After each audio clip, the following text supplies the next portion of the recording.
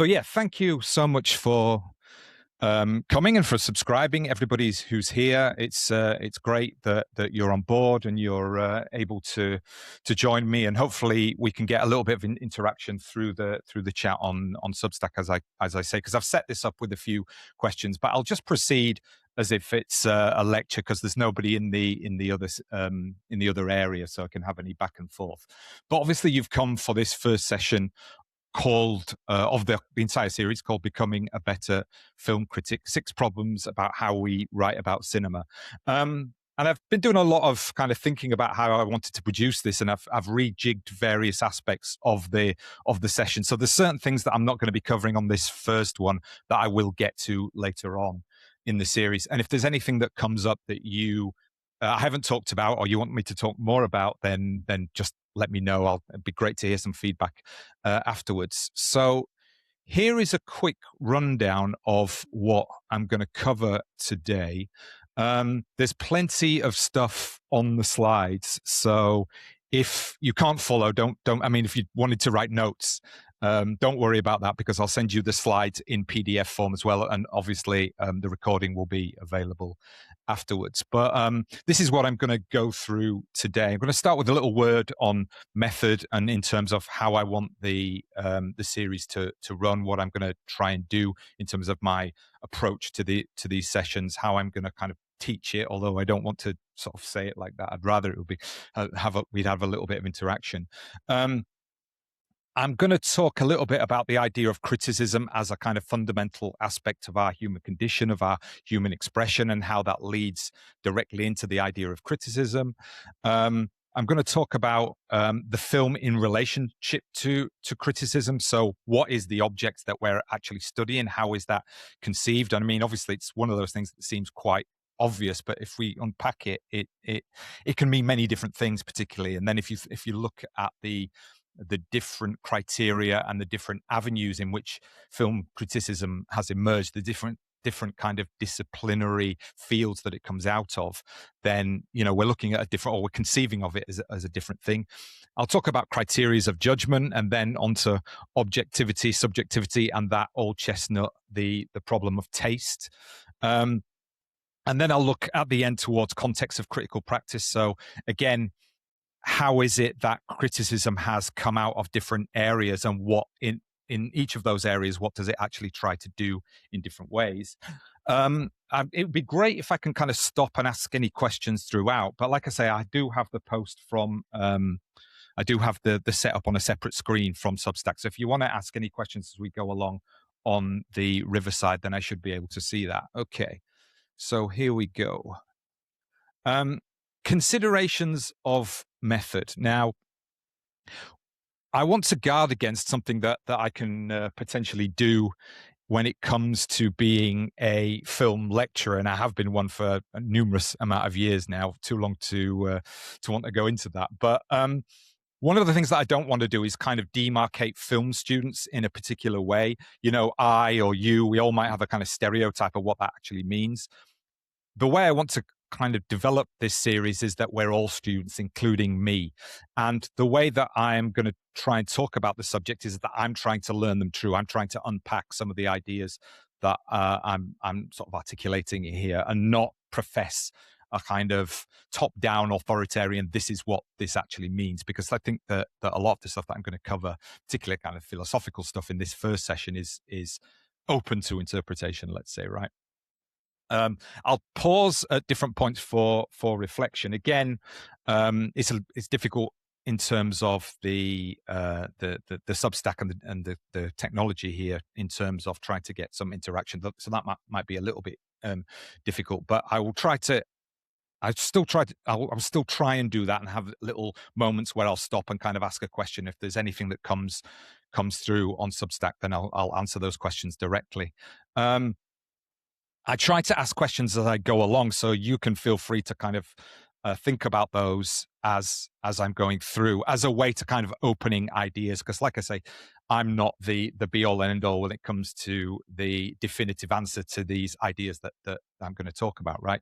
So I'm really interested to hear if anybody has got any disagreements or any different ways of looking at things, because I think that will lead to progressive discussion, hopefully.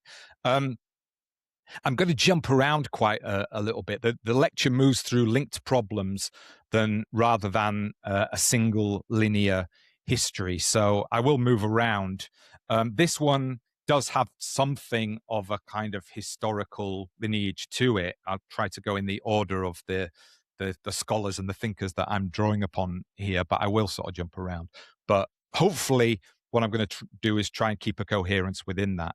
And as part of that, one of the key aspects of the sessions is trying to shape abstract ideas into something that is specific and has perhaps applications to contemporary thinking, or the contemporary context of how we consider film criticism today.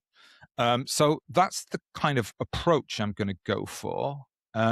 So the first way into this that I want to think about is this idea of criticism as kind of fundamental to our human expression. So the idea that criticism emerges from something deeply ordinary or deeply fundamental in the way that we experience the world.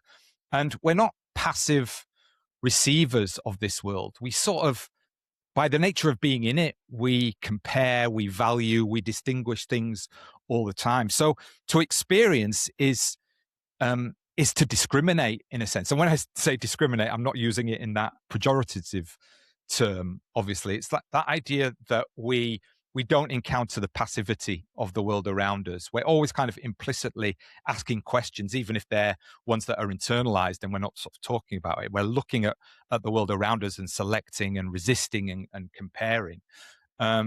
We might say, for example, this moved me, or this bored me, or this irritated me, this felt true, this felt false, this felt beautiful or hollow. So in that sense, criticism doesn't begin with expertise. It begins with a kind of fundamental responsiveness. Going all the way back to ancient Greece, Aristotle is useful here, because in politics, he distinguishes human beings from other animals through the use of speech. So not just the ability to make sound, but the ability to deliberate about what's beneficial or harmful, or just or unjust, or what's good or bad. So this is a kind of like a foundational claim about human life. We are beings who do not simply experience the world, but argue about its value and about what it means. So is the moment then, again, a sort of question that I'm posing to myself, the act of articulation, is that the birth of criticism? So is criticism born out of that moment of our silent instinctual response to a given conscious voice, right? So are we kind of like thinking about our relationship to wider human activity? When we argue about things, when we argue about art, we're not just saying whether or not we liked it. We are testing the values with which we make sense of experience. What actually counts as beautiful to us? What counts as moving? And when we talk about that, and when we put that out into the world, that perhaps is the moment of criticism itself, when it first comes into being. So we're giving form to a feeling. It's the innate human effort to translate an inner aesthetic understanding, an inner aesthetic reaction, into a shared meaning. So we might be able to say intrinsically to ourselves, and we often do, this mattered to me, but I want to articulate why. And it's interesting, when you think about the culture of sharing that we have in the internet right now, it's just like everything has to be shared. And we see that often as a pejorative, as one of the problems about contemporary society, the idea that everything is kind of put out there. And why is it put out there, right? But again, it's kind of, it's possibly sort of fundamental. And if we think about what T.S. Eliot says in this particular text of his Tradition and the Individual Talent, he sort of talks about that. Criticism is as inevitable as breathing, and we should be none the worse for articulating what passes in our minds when we read a book and feel an emotion about it. So again, it's like that idea of criticism being intrinsic is because it sits integrally and is integrated with the notion of our own experience, right? So in that sense, we could argue that criticism isn't separated from experience. It's part of experience. So that question of why do we have the desire to share specifically? So aesthetic judgment, we might count that as a personal thing. We might go into an art gallery, we might go into a movie, and we have this kind of private, cognitive or emotional response to something. But it's implicit then that we want those responses to be recognized, to be resisted or tested or redefined or refined.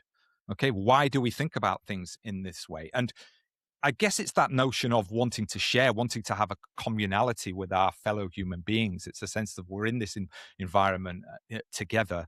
And again, when we think about going to the cinema and sort of that that notion of going into the auditorium, having a shared experience, it comes back to that notion of our responses. And even though we're going through the experience alone, hopefully, if nobody is kind of opening up their phones and distracting us, right? But still, it's a communal experience, even though we're experiencing it alone. So it's often that sort of sense of we understand that our experiences may be individualized, but they're still part of a shared intuitive experience, and also perhaps even a shared vocabulary. And obviously, we'll come to that as we go through the session. So criticism, we could argue, turns experiences in a claim that's addressed to others. So the critic then does not only say, I felt this. The critic says, look again with me. And I was thinking about this the other day, about when I was a kid. I really sort of enjoyed that moment of sharing something, first of all with my family, but then with other people, in terms of a film that I liked. And I guess, without psychoanalyzing my background, going into film criticism or going into teaching about film, that idea of wanting to show people something it really gives you a sort of sense of connection. And I mean, I'll give you one example. I remember when I was teaching and I showed the students 2001: A Space Odyssey. And always when you're when you're thinking about what it is that you want to show to students, I'm always one for kind of increasing their viewing vocabulary. I was never one, and maybe that was to the detriment of some of the students, or some of the students complained about it, that idea of, oh, why can't we watch movies that we've seen before and things that we like? And I said, no, I think I should be expanding your vocabulary.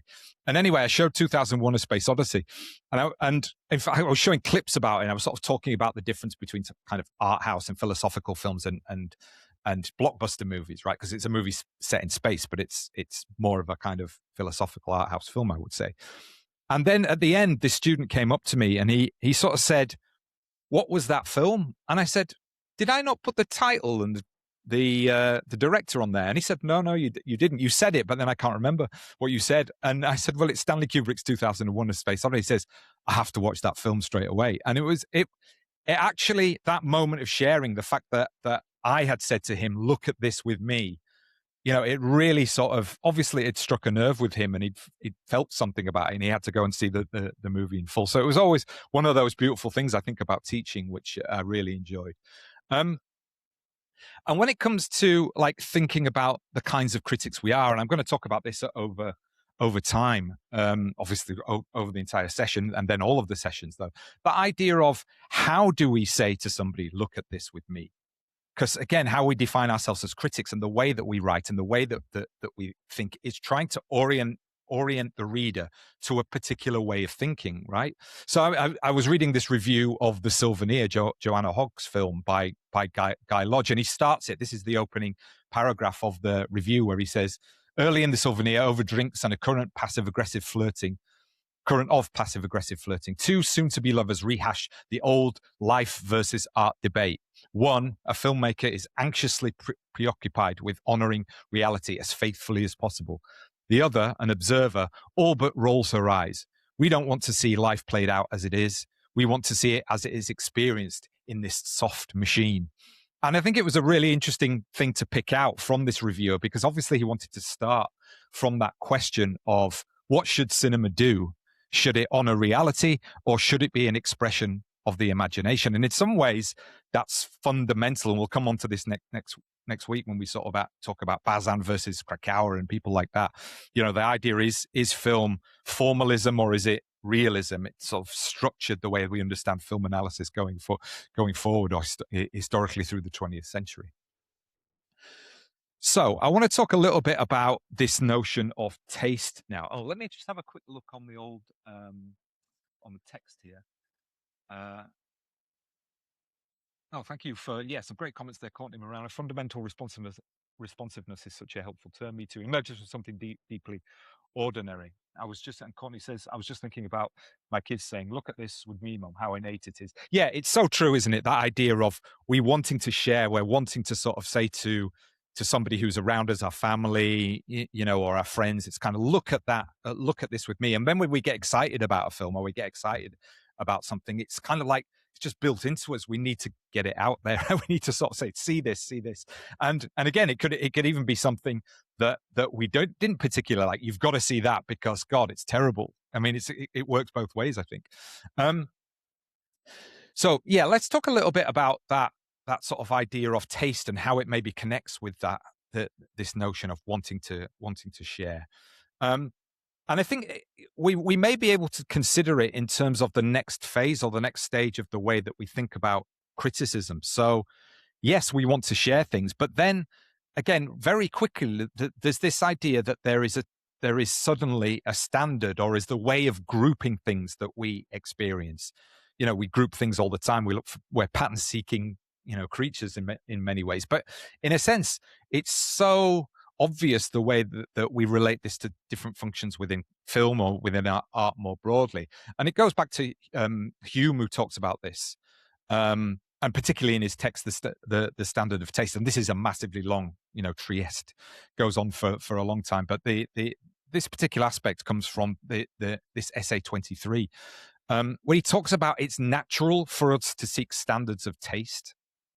And we can relate that to the idea of what I've just talked about. Yes, innate in us to want to share things, but then he's arguing that we want to sort of separate different points of what we're experiencing and try to understand them in different kinds of ways. Why do we prefer something to something else? And then impart standards onto those. So he says it is natural for us to seek a standard of taste, a rule by which the various sentiments of men may be reconciled. So what does that mean? So how do we reflect on something, our sentiment of it, or our sentimental understanding of it? How we understand that, and how do we separate that from other forms of understanding, and then how we reconcile that with somebody else who has the same experience?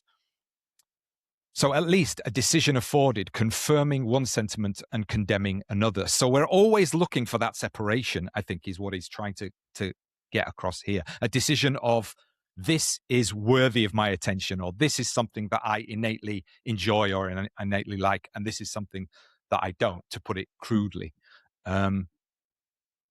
And Hume then addresses this in his work, sort of addresses this central paradox in aesthetics.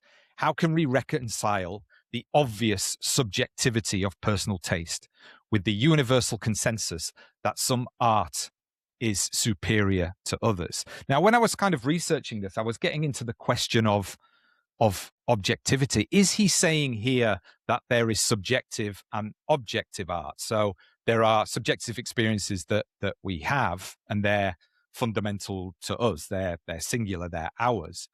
But is there then out there an objective opinion about any particular art that we might encounter? And where is that?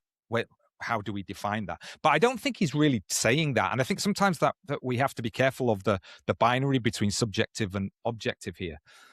I don't think Hume is saying that there's an objective standard of art. He's saying that a standard can be defined, right? We can come up with a criteria of standards. Yeah. And I think one of the way that he sort of talks about this is he navigates this gap between the kind of, this paradox of the subjectivity and the universal consensus by arguing that while beauty is not an intrinsic property of an object, we can't say that something is intrinsically beautiful. What we can create is a standard of taste that exists through a joint verdict of qualified critics, is what he says. Right. And again, this is kind of tricky, isn't it? Because his method of reconciling the subjective and the universal principle is arguing that there is a benchmark of quality that can be determined by those with an aptitude to make such claims. So that begs the question straight away: who are the qualified critics? So we get into that notion today, don't we, of that link to the idea of gatekeeping. The critic is someone who possesses a certain qualifications, and those qualifications might be formal, or we might define them as somehow intrinsic, to define the standards of taste for us. And whenever you do that, there's a hierarchy between those who are qualified, those who can uphold and identify the standards of taste, and those who can't. And this is something we're still fighting over today in many ways. The way that criticism itself is, as a job, is becoming less easy to make a living from. Let's say, I guess all of us are kind of thinking about that in some way, shape, or form. So, how does Hume define the critic, the person who can demonstrate that benchmark? So he has these 5 qualities, and it's really fascinating when I was reading these, how these 5 qualities still map onto a world.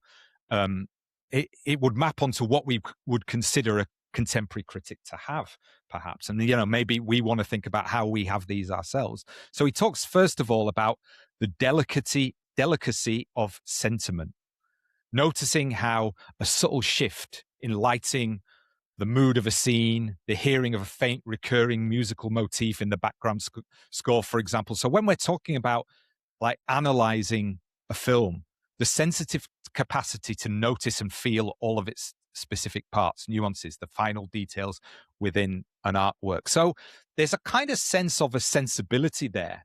And again, I think this is something that he's talking about in terms of this can be trained.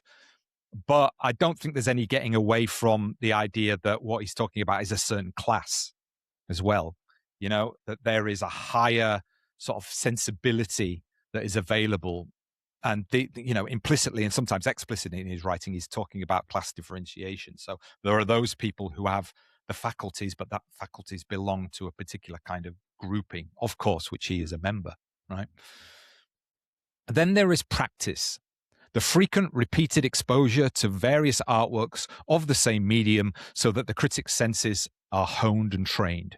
So obviously when we talk about film criticism, that's watching hundreds of films across different eras, genres, and countries to train the eye to understand, whatever it might be, film grammar, editing, pacing, performance styles, all of those kinds of things. So again, it's interesting when you think about criticism today. And I think it's something that I've heard Mark Kermode talk about and other film critics who review for a living, that sense of understanding and watching lots and lots of films and be able to have a kind of register across that experience and understanding what has been made in the past, particularly by a particular filmmaker or within a specific genre, right? So that is fundamental again to what Hume is talking about when it comes to the critic. And just thinking about that question, I mean, I often have it sometimes where, because I haven't seen as many, I've seen a lot of films, but I haven't seen as many as some cinephiles or reviewers or professional critics. And sometimes I feel like, do I have the ability to be able to pontificate on films because I don't have that, expansive vocabulary? But everybody's always on catch up, aren't they? Nobody can see everything. And I think that's one of the things that I've kind of come to terms with is not trying to complete everything and not worrying if I don't, or trying not to worry if I don't see something or something immediately, let's say. Then there is comparison, the ability to evaluate a work relative to others of its kind and to rank them to identify superior quality. Right? So again, that notion of being able to place artworks alongside each other, to be able to differentiate between the historical benchmarks and to accurately measure something's artistic success and originality. So think about the way that we, in the emergence of Disclosure Day, when was that? A week ago in the UK anyway, when it came out. There's so many pieces of work that I've seen, so many authors who are sort of saying, where does this fit in his filmography? And so, what are the top, whenever a big film comes out, they're probably going to do it with Christopher Nolan as well, in terms of, where is this going to sit in terms of relative to his other forms? And that notion of comparison, again, can sit across genre, or it can sit across individual filmmakers. And indeed, it can sit across different kinds of styles. So it's been adopted in different approaches to film criticism, I think, which we'll come to a little bit more. So the next one he talks about is freedom from prejudice, the capacity to set aside personal biases, cultural conditioning, and the contemporary trends to judge an artwork objectively. Now, I think this one is a tricky one, isn't it? Because I think, how do you do that? How do you reject your personal biases? We all have them. They're all always intrinsic. We're all subject to our cultural conditioning. So is the implication here that we're able to kind of separate ourselves in a certain way. And that notion of contemporary trends as well is something we're talking about all the time when it comes to Substack. I wrote a whole piece about it myself in terms of that idea that we would, should we jump on the hype train of a film and write about that? Because that's what everybody's talking about at a particular time. And I think,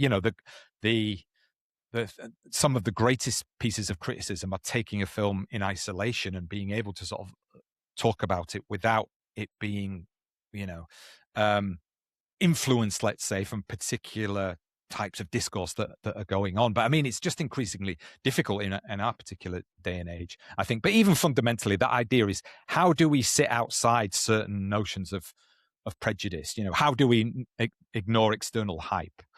How do we sort of go in when we've got access to all of the different types of discourse and information around particular films? How do we enter a particular film and sort of sit apart from what we know about it coming in? It's an incredibly difficult thing to do, if it's even possible. And then there's what Hume talks about in terms of good sense or reason. And I think this is this idea of, again, being distanced, but being able to kind of intellectually analyze whether something works or not. So the application of intellect, reasoning, and sound understanding to evaluate whether the components of an artwork are coherent and well structured. And again, what's interesting about that is, I think sometimes in terms of the way that we think about film criticism, we do have this battle all the time in terms of our emotional responses, our intuitive responses, maybe even our kind of physical responses to a film.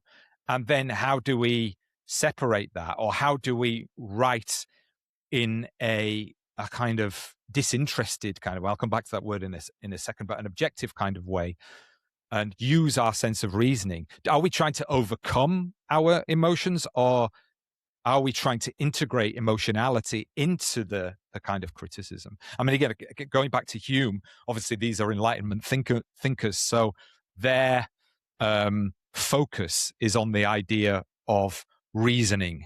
The notion of reasoning was the fundamental project of the Enlightenment, of course, right? So again, you can see through these different criteria that it does map onto what we understand by film criticism today. And Hume talks about other things that I recognize as well. He talks about things like the internal temperament. So the notion that age and disposition naturally changes preferences. So you can link that to writers like Roland Barthes as well. He talks about the idea of the text changes or the film changes because we change. So your 20-year-old self is going to prefer or understand a certain type of film in a certain way, whereas your 50-year-old self may react completely different to it. And then there is this notion of cultural manners, which I always kind of equate to today's notion of fandom. So people naturally favor art that reflects, as he calls it, Hume, the moral, religious, and social customs of their own country and age. So again, there is that kind of element of it where we are defined. It goes back to, I guess, to kind of personal bias. We are sort of defined by our own social circumstances. And particularly in this day and age, we write in terms of our sort of sense of our own experiences, don't we? That we're sort of encouraged to define ourselves within the groupings of the particular social constructs that we're dealing with at the time. If you think of the way that identity plays a part in the way that we think about films today, much more than it ever did in the past. And, we see things through the light of our own customs and our own, geographical and ethnic geographical locations of kind of ethnic sensibilities and stuff like that. Again, so that tends to be the thing that drives criticism. I think today, which is interesting that Hume was talking about it back in the day. So yeah, moving on from that, then I want to talk a little bit about one of the big texts when it comes to the idea of taste, and that is the Critique of Judgement. Now, if Hume is talking about the idea that taste varies and some judgments can still be more reliable or cultivated or meaningful than others, and that can be defined by certain critics, certain elites who can make us understand what the benchmarks of quality and what the benchmarks of taste actually are. Kant actually, in Difference, kind of admits that aesthetic judgment is subjective. It's based on feeling, yet it still seems to demand some kind of shared agreement. I was trying to get my head around this. It's almost kind of like, does he trying to have his cake and eat it, in the sense of there's kind of subjectivity, but there's also objectivity, but in a way there's a third way. When we write or say something about a film, we're kind of trying to say, is the implication that when I say something is good, or I enjoyed this, or is good because of these reasons, we're actually sort of implicitly claiming, and that's objectively true, right?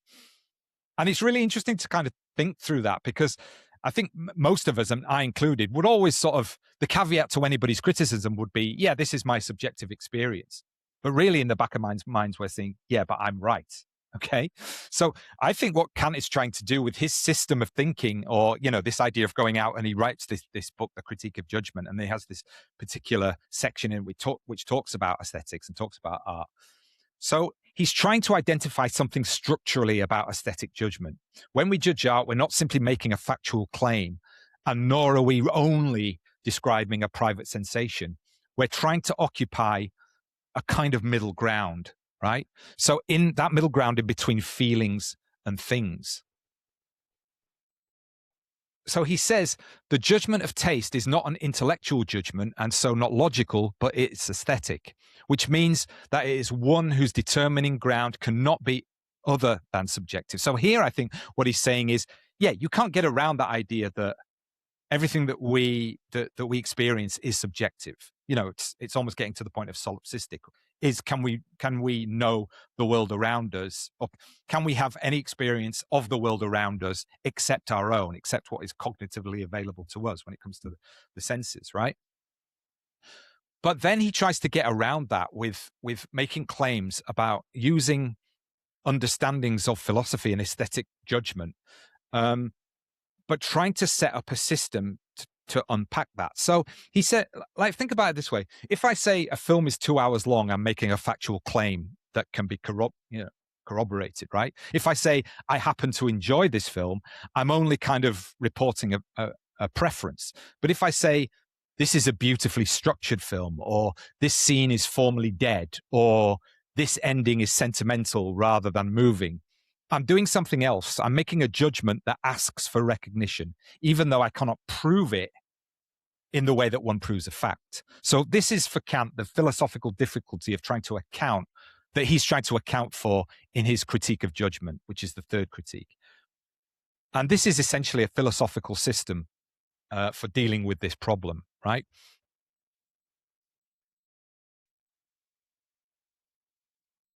So yeah, this idea that we're making a judgment that cannot be demonstrated like a fact, but it still claims applies in itself a validity beyond mere preference. And this is what he's trying to get at in his system. Sorry, I should have moved that on first of all before I said it. Okay, so he comes up with this hierarchy of taste, and you've probably read something on this before. I bet many of you have come across this. So it's kind of like three parts of the hierarchy, right? So first of all, he talks about the agreeable. And how he defines the agreeable is this idea of it's dependent on personal bodily inclinations, right? It inherently involves something of an interest that we desire, and we can't account for that desiring. When we encounter an art form or an experience that is there and we want it for our ability to consume it, for its existence is there for us to consume, right? And again, this sort of relates to the kind of urges that we might have when we see something, like, and it's equated to food. I mean, that's the obvious thing. When we see something that we look like we like, it's almost like I want to gorge on that, right? But the relationship that we might make to criticism, particularly when it comes to art, is that notion of comfort or comfort movies. You know, the agreeable in cinema perhaps represents that idea of pure sensory gratification. The notion that we want to go see something, we want to go see the spectacle and let it kind of wash over us and not have any of that thought, or something that is an emotional comfort that we know is going to satisfy our desires in that particular moment without potentially requiring any intellectual work. So, you know, often that is the criticism that leveled at visually spectacular blockbusters or nostalgic franchises or mindless action movies or feel-good romantic comedies. You know, that sort of idea that I mean, well, I think what Kant's getting at is that everyone has their own taste regarding the agreeable. We can all sort of say to ourselves, yeah, I am drawn to, I have a desire for this kinds of art form. And this is in the realm of ultimate subjectivity, I think, when we equate it to contemporary criticism, where accept that a movie can be bad, but it's still highly enjoyable for us to watch, right? So there is something of a kind of separation that we make when we make a claim like that. But also, I think what Kant is getting at is that there is a class of people. And again, you've got to remember that, like Hume, Kant is very much grounded by the hierarchies of the time and the notion of the class system, that there are certain groupings, let's say, who act on their desirous impulses rather than, you know, wanting to discern what it is that they're experiencing. Okay, but you've got to think about it this way as well in contemporary culture. You know, how much of I don't know. I always feel like that ridiculing social media is the go-to place to go. But, you know, we're all sort of attacked, aren't we, by these different forms that we can't get away from consuming, that make us want to consume them more and more. So anyway, that notion of consuming something and sort of letting our desires take over in terms of what we are consuming is what he calls the agreeable in that sense. Then he separates this from the notion of the beautiful. This is the focus of true judgments of taste. So unlike the agreeable, judging something as beautiful is disinterested. So it's the ability to be able to take away or remove yourself from this desiring feeling or this desiring impulse that you have. You can take pleasure in the object's form or its representation without needing to possess or consume it. So again, it's this idea that we can actually view something on its own terms without being co-opted into this sort of feeling of wanting to desire it and wanting to have it in that base sense.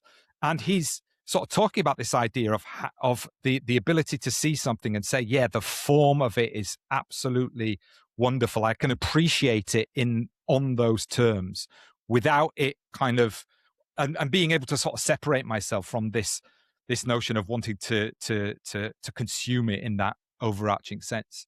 So again, it's really easy to kind of link that to the idea of contemporary art house cinema or forms of formless film criticism. So that the beautiful represents something of a disinterested satisfaction, the focus entirely on a film's artistic form, its structure, its execution. And and that could be sort of independent both from our emotional responses or from things like its commercial value, or from its moral message.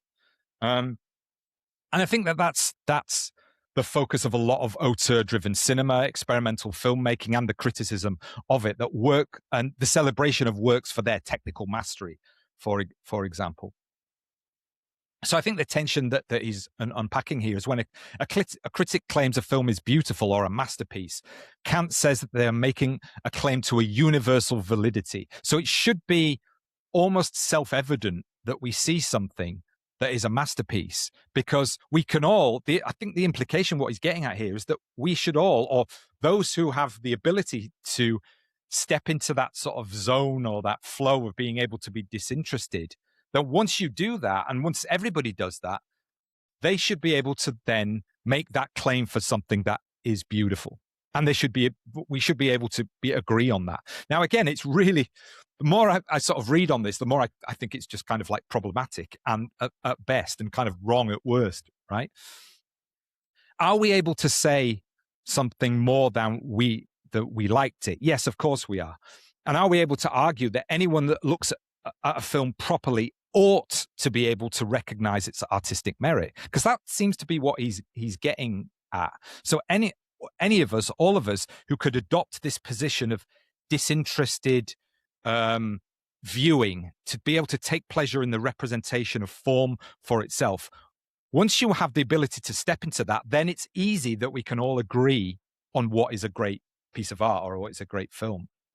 So this, and again, sort of justifies the existence of the professional film critics in some ways, who believe that some films are objectively superior in their craftsmanship. And it relates, again, a little bit to that idea of, even though we see things subjectively, we kind of like, we imply that there is if we feel that we are a good critic and we can step into that disinterested state, that we imply that once we've done that, it's objective, that it's objectively true that this film is a great film, right? So again, something to sort of ponder on in that sense.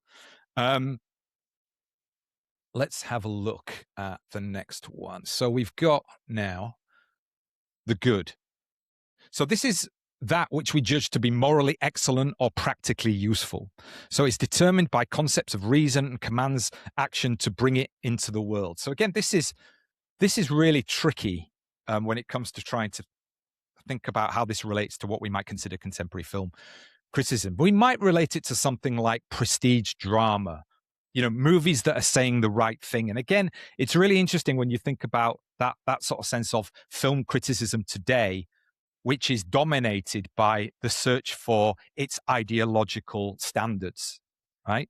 So what is this movie saying, and is it saying it in the right way, is a kind of intrinsic question that a lot of critics are asking these days. So the good involves concepts, reason, moral utility. Is it doing something, is it doing something morally valuable, this piece of art that I'm looking at? So in cinema, this means judging a film based on its ethical message, its political alignment, or its real world impact. So you could say, easily, if a documentary is made on a subject area and it brings a particular, political problem to light, we might be able to say then that, this is a good piece of work in Kantian terms, right? Or like, say, for example, we could think about this formally. I mean, I know there's many people who have been talking about social realism, for example, recently on Substack.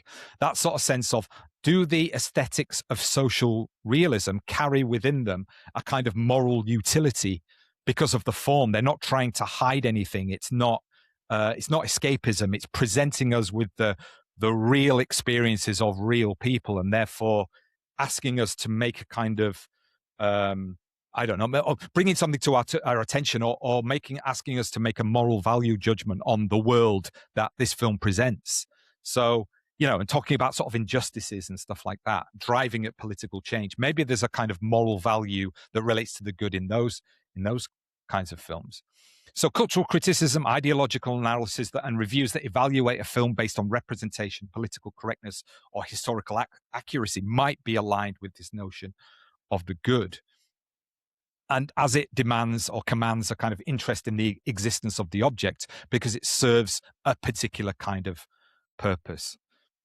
So in some ways, kind of modern critics practicing the approach care less about a film's pure aesthetic form. So it could be beautiful, but they are more interested in what the film does for society, or for a particular aspect of society that they're concerned with. So we see that a lot when we see reviews that say, oh, it was beautifully shot, but this, and this. It was ideologically problematic in this sense.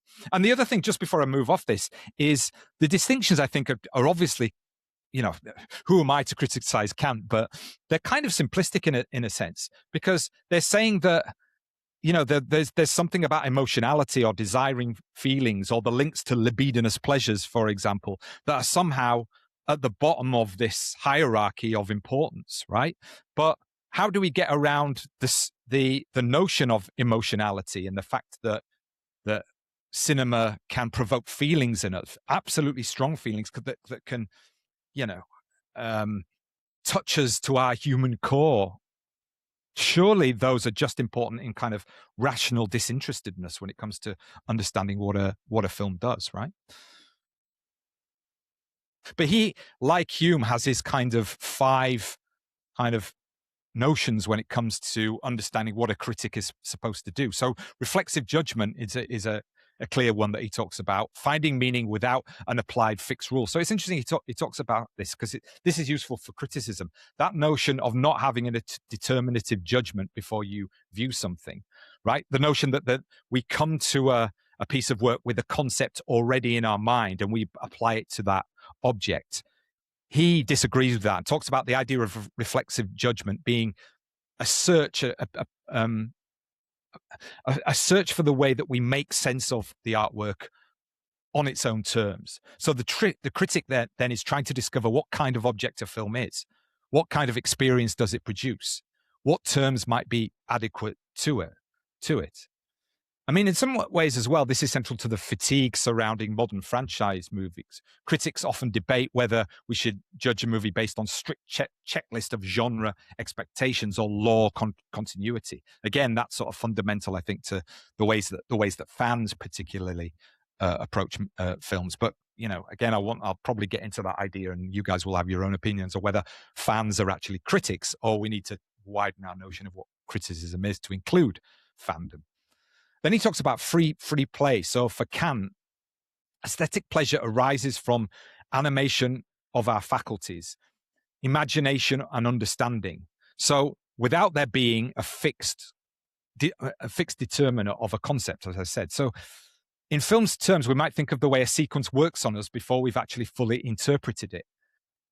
So if you think about a film's rhythm, its movement, its framing, its gesture, its performance or its sound, a critic often begins from this felt, the sort of sensuous pleasure, or the sensuous kind of understanding of what happens without having a formal organization around it, and then tries to give that sensation language. And again, I think that's something that we try to do all the time today, where we go into a film. And again, I'm not saying that this is the right way to do it, but again, it gets around this idea of sort of thinking, okay, so what are the kind of formalistic criteria that I'm looking for in this film? How do we, instead of doing that, go into a movie and sort of say, I'm going to let it impact on me in the way that it's going to impact, and sort of react to its resonance in an intuitive sense. And then afterwards, what I'm going to do is try and articulate what that was, right? So much of contemporary criticism, though, is kind of plot-centric, treating movies as sort of delivery systems for information. So what I think Kant is getting at is the notion of free play aligns with critics who advocate for trying to unpack how a film's true power has acted on them, but then using the language of form to be able to do that. Then he talks about this idea of purposiveness without purpose. So the sense that something coheres without having an obvious function. And this is really interesting, I think, when it comes to criticism, because I think what he's sort of describing here is this sense that an artwork seems ordered, coherent, or meaningful without being reduced to a function that was intended or has a practical kind of connection to what the filmmaker tried to do. Now, how do I put that in other ways? So this is important for thinking about cinema because it's full of designated relations, right? So cuts, movements, echoes, repetitions, compositions. We want to, as critics often, we want to say that those things always mean something. They always have a reference to an intention, or they have a kind of symbolic outcome. This cut from this to this infers this, right? But there's a problem with that interpretation in a causal sense. And the example that kind of brings that to mind for me is talking to directors. And when I've done Q&As with directors, or when you just talk to them anyway, and you say, oh, yeah, I really like that about a film. You know, I love that about a film. And the director says to you, well, that was just a complete accident, or, you know, somebody turned up on the day and we put them in the movie and they turned out to be great. So it sort of undermines that intentionality. So it's interesting then of a negotiation that the critic has to get around, and how do they do that? Where they may look at something and think, okay, yeah, this has come together in a certain way. It's had this impact on me. But can I be absolutely sure that there was an intentionality behind it, or that there is some causal link that I can make between that cut or that collection of things that happen in the movie and the response that I've had? It's really difficult to nail that down, you know, in a way that we can kind of prove in any sort of sense. So it's something that we're always negotiating, I think, when it comes to film criticism. And I think, like Hume talks about disinterestedness, you know, the attention is not reducible to an appetite, to possession, or to use. So, you know, we should not treat it as a fantasy, you know, or we should not treat it as a fantasy of neutrality, you know, that there's an ideal that we can just sit in the middle and have a kind of neutral approach, because obviously we can't, as if the critic could somehow float above history, his own body, their own body, class, gender, race, politics, all of these kinds of things. This thing is untenable. But I think the way that we can still use disinterestedness in a useful sense is if we think about it kind of more modestly as a kind of attention, not immediately governed by possession or appetite, utility, or self-interest. It's a naming of an attempt to let the object appear as more than as an extension of our needs. So can you think, you know, of a way, or can we kind of understand that sort of sense of, I am going to try and go in that and see this film on its own terms, without bringing with me, you know, a load of thoughts that I'm bringing in, and they're definitely going to shape my reception to the film. And again, you know, an easy way of sort of thinking about that is not reading reviews before you go in. And we try and do that all the time. I know I'm the kind of person who doesn't want to have any kind of information about the film, because I want to try to meet the piece of work on its own terms in that sense. And then afterwards, I like to think that I'll you know, canvas different types of opinions on it, because that's the way I think that it sets off my own thinking about my own reactions to a movie. And again, it's about that, going right back to the beginning, that sense of the shared communality, of seeing what other people thought about something. And again, I think the other thing he talks about is this idea that we can relate directly to cinema, as that notion of judgment is always made within the context of a community of viewers. So when we say a movie, I mean, and we can do this in the abstract, but also in a specific, talking about specific environments, right? So when we say a movie is beautiful, we're not just saying, I personally like it. We're making a claim that implies a shared human sense. So it goes back to this idea, again, that we have to negotiate, of when we say, oh, that film was great, that film was beautiful, I love that film. What we're implying, or we're waiting for, is an expectation that the other person, whoever we're addressing, should ideally see and feel the same value. So again, there's that underlying sense that we're appealing to a universal community of viewers who, if they adopt that disinterested space, can have the ability to agree on a film being great or being wonderful or beautiful, whatever adjectives you want to use. So it's interesting how this speaks to the sort of contemporary debate, again, when we talk about the democratization, perhaps, and fragmentation of modern film criticism, and the decline of major institutional critics, and the rise of, you know, Substack and Letterboxd and TikTok and Rotten Tomatoes and all that, because there is a universal community of viewers as well, and there's a sort of you could say that this is that's a sort of Kantian structure to try and find a shared viewpoint of what is, you know, considered a great piece of art. But again, all of those things, that which we'll come back to, have their problems in themselves. So it's interesting how reading a contemporary book from a contemporary film critic like A.O. Scott, he draws upon he draws upon Kant to try and sort of think through this notion of how the film critic is always negotiating these difficulties between the subjective and the objective. So he talks about, one of the quotes he says in his book here, he says, "Our era does not feel comfortable with the idea of subjective universality." Okay. So again, that's why all of these critics that I've talked about and all of these ideas around taste and how they're defined, whether we talk about a universal system of being able to define the objective, or just selecting a load of film critics to decide, okay, you guys, usually guys, historically, obviously, decide, what we're benchmarking as great and wonderful and beautiful, right?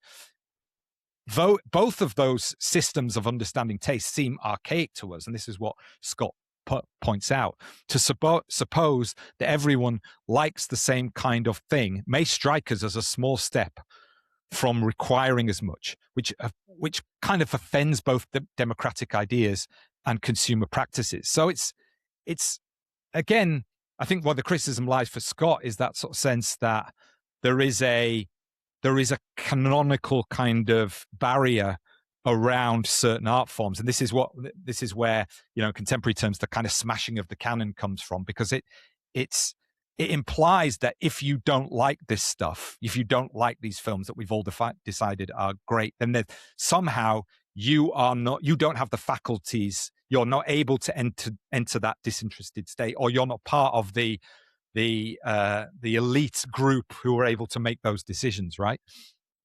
So there's that part of it, but then also it rubs up against that idea of the consumer decides what is great in contemporary society. Okay, we want to get away from those ideals that come from prescribed ways of thinking that are defined by certain notions of class, whereas in a democratic market-based system, there's that idea that should be open to interpretation from as many people as possible, right?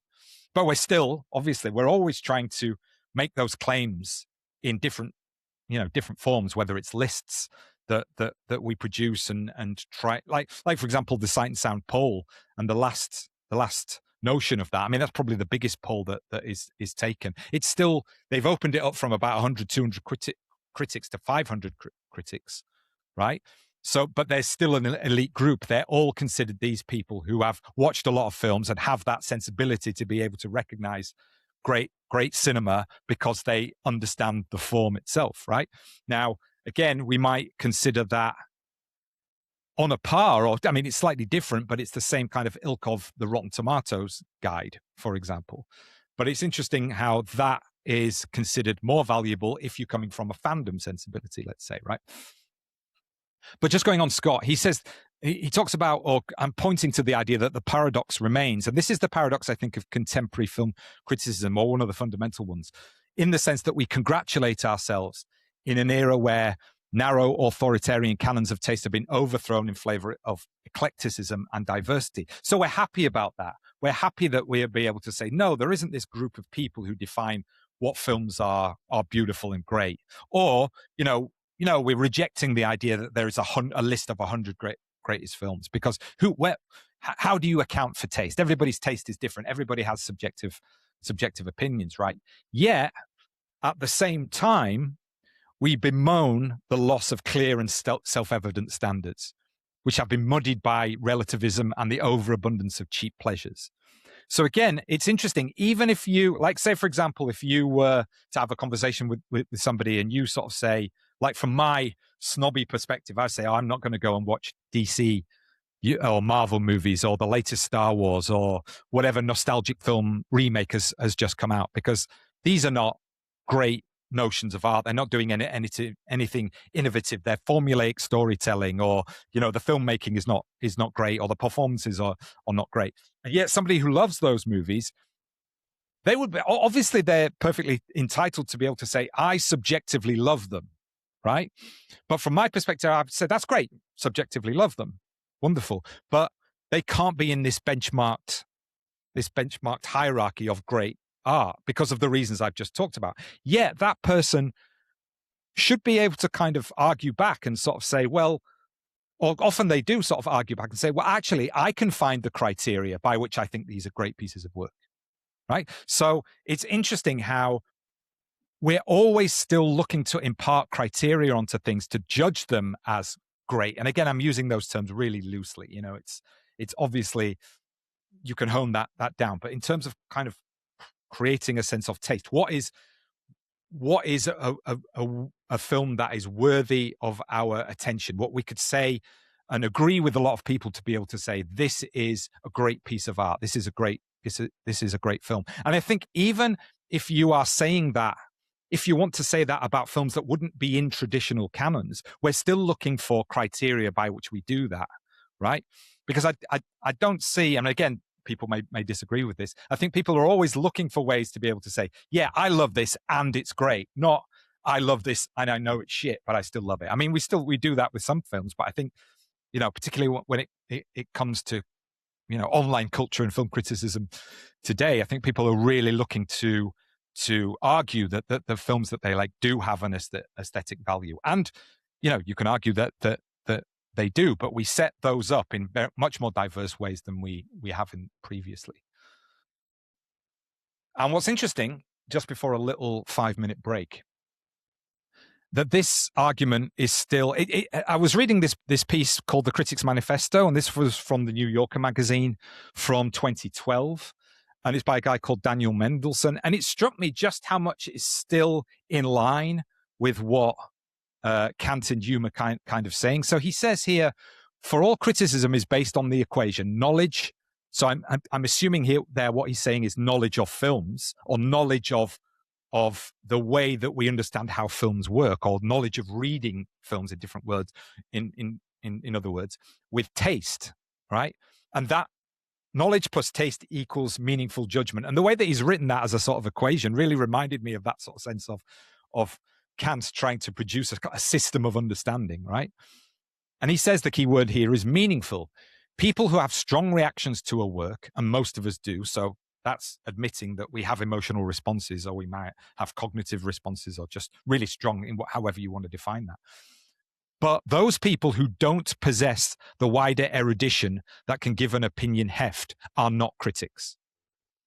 Right. So who writes regularly about films online, or thinks about films in any sort of way beyond the, completely throwaway, would say that they don't have the wider erudition, to be able to give their opinion. And it would be kind of personal, wouldn't it, to call somebody out and sort of say, I am not going to take your, somebody who's on Notes or on Twitter or wherever you might say, I'm not going to give your claims to this film validity because I know that you don't possess the wider erudition, right? So it's an interesting one because it implies to me that he's making a cause for this elite. There is an elitist group still there, the ones who have the ability to be able to define. They have the knowledge, and then they're able to reconcile that with the taste. And you can see here, this is why a great deal of online reviewing by readers isn't proper criticism. So, back in 2012, he was saying this. So I wonder what he'd be saying in 2026. But then he goes on, nor are those who have tremendous erudition but lack the taste or temperament that could give their judgment authority in the eyes of other people who are not experts. So, again, in a sense, he's saying that there are people who can write well and they can have that, they can talk about something, but they don't have the taste or temperament that could give that judgment authority. But where does your taste or temperament come from? Surely it's not innate. Surely it's something that's socialized or you're educated into, right? So again, he's going back to very much a hierarchical sense of there are people who are within that bracket. And he tries to have a caveat here, I think, which is interesting. This is why so many academic scholars are no good at reviewing for mainstream audiences. And I think that's true, right? But the criticism I think that he's talking about is about mainstream reviewing. But I think that criticism is there's a wider sense of that. And it's not just academic.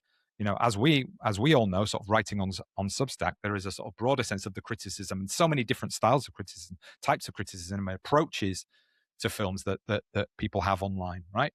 And he finishes that, like any other kind of writing, criticism is a genre that one has to have a knack for. And again, that's a vague statement, I think. I mean, maybe that is just a kind of way of saying there are good writers and there are bad writers, and that's it, right?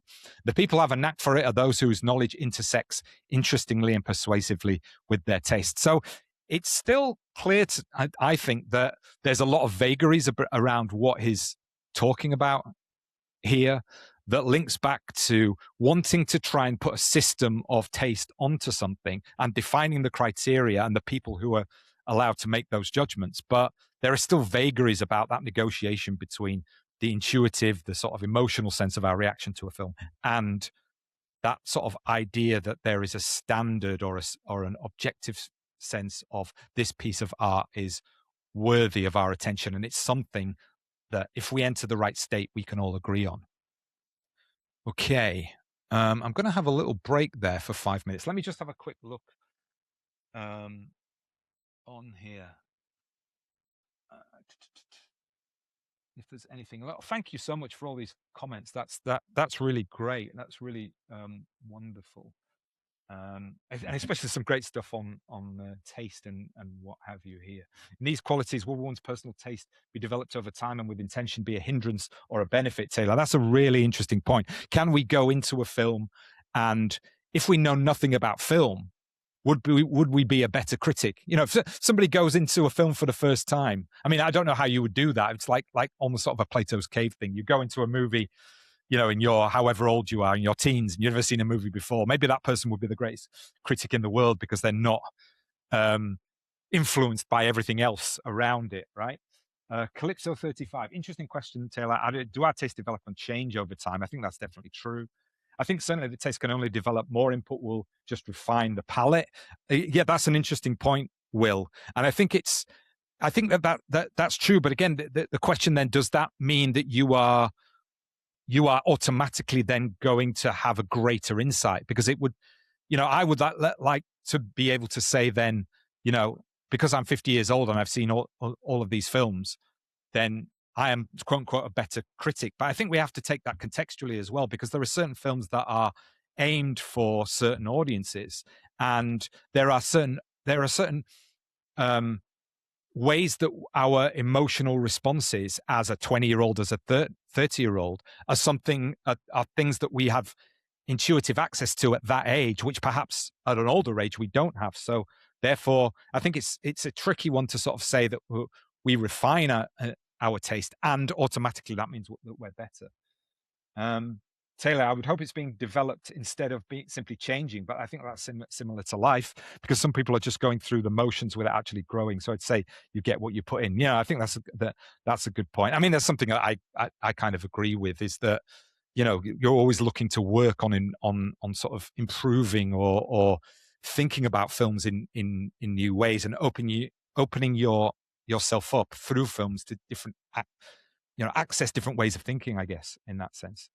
And Courtney says, taste is a way to learn and use our own robust language built by intuition, visual response, bias, expertise, and how to speak our language while hearing others. Yeah, I think it's such a complicated idea, I think. And it's really what I guess I'm agreeing with you guys here is trying to get away from that sort of hierarchical label and that sort of overarching sense of taste is a category that is aligned with a certain class of people, and whether that class of people is you know, an elite group, the upper classes that are born into the idea of having taste, or whether they're educated into it. But again, it's interesting how I think that idea of taste also relates back to the notion of subjectivity, because I know that my taste has changed over time. And you know, it's funny because I was watching the other night. I was watching. I was over at a friend's. I was staying there for the week, and we watched a film every night. And the first night we watched Project Hail Mary because everybody wanted something to light to get into, and it was really great fun. I really enjoyed it. Really, I think it really sits within the 14-year-old boy sense of myself. I really would have loved watching that movie back then. But then the second night, we watched a film by a Vietnamese French filmmaker called The Taste of Things, which is about, it stars Juliette Binoche, and it's about a sort of late 19th century cook and his wife, right? And it's very much in the sort of art house tradition, French film, and the way that it kind of interacted with me was so much more emotionally in depth than Project Hail Mary was. And again, I don't want to say on the back of that one film is better than another. Because again, I think that sort of good and bad thing is something I want to unpack as we go along, right? But it definitely, my taste has been changed, or has changed over time, so that I was definitely in tune with this latter film rather than the other. Okay. So, what time are we at now? We're at quarter. I think we're going to press on, because I don't want to keep you guys. I don't want to keep you guys too long and make you feel like that this becomes a chore. First thing I'm going to do is just plug this in. Excuse me one second, because it's running out of power. I hope this is all going across okay. I've got very little way of apart from the chat, which you guys have been great on, of recognizing how this is sort of coming across. This is my first experiment on this, so hopefully you'll understand that. So we'll carry on rather than having a break. If there's somebody in the Riverside studio, then maybe I'd have a break. But I've got a little bit more to go, which will take us to the 2-hour mark. So what I wanted to talk about now is I want to talk about the idea of how our understandings of film and of art more broadly, they come out of traditions. So that sort of sense of the way that we talk about films, if we admit that us ourselves are born of and are influenced by certain social situations, right? Social circumstances, whether it's our education, the parents that we have, the class position, again, if you're going to use that mark to face that we're born into, and the experiences that we have, whether we go to university, whether we can become filmmakers, everything, right? Go on forever. But the idea that then being a critic and the way that we understand our relationship to films has to come out of those things. And Matthew Arnold, again, is a really interesting thinker. He's a poet, an essayist, and for his sins, a school inspector at the time, somebody who was fundamental sort of the developing education of the period. He moves us from aesthetic judgment to cultural function. So if Kant gives us a way of thinking about the peculiar authority of taste, how a judgment can begin in feeling but still ask to be taken seriously by others, Arnold asks a slightly different question. What does criticism do within and for a culture? So he's an important figure because he gives us one of the great 19th century statements of what criticism is for, and it's called The Function of Criticism at the Present Time, right? Now, his critical prose and this piece of work was enormously influential in shaping the idea of criticism as a serious cultural activity. He was not just asking whether particular poems or works were good. He was asking what kind of intellectual life a culture needs in order for good art, good thought, and serious public judgment become possible, right? So he's really sort of arguing that criticism within public life is actually vital.